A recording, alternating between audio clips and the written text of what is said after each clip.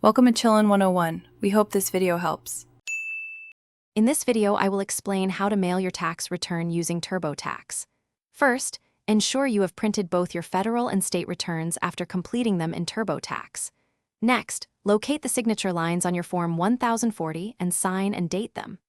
Finally, gather all required supporting documents, such as your W-2s and any Form 1099, and prepare them for attachment. This ensures your submission is complete. When assembling your tax package, always place your signed Form 1040 on top of all other federal forms and schedules.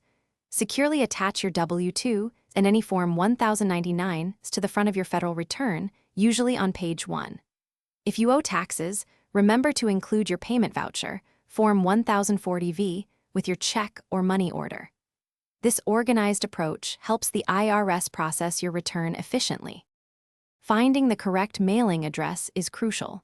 The specific IRS address for your federal return depends on your state of residence and whether you are including a payment. Turbotax will provide this precise address for you. Remember that state tax returns are mailed to a completely separate state tax agency address, which Turbotax also specifies. Double-check these addresses before sending. Before sealing your envelope, always make a complete copy of your entire tax return, including all forms and schedules, for your personal records. Ensure you use adequate postage, and for added peace of mind, consider sending your return via certified mail with a return receipt. This provides proof of mailing and delivery. Also, for a smarter home, check out the Shark AI Ultra Robot Vacuum and other great deals linked in the description below. It's a fantastic way to keep your space tidy effortlessly. Thanks for watching. Consider subscribing if we helped you.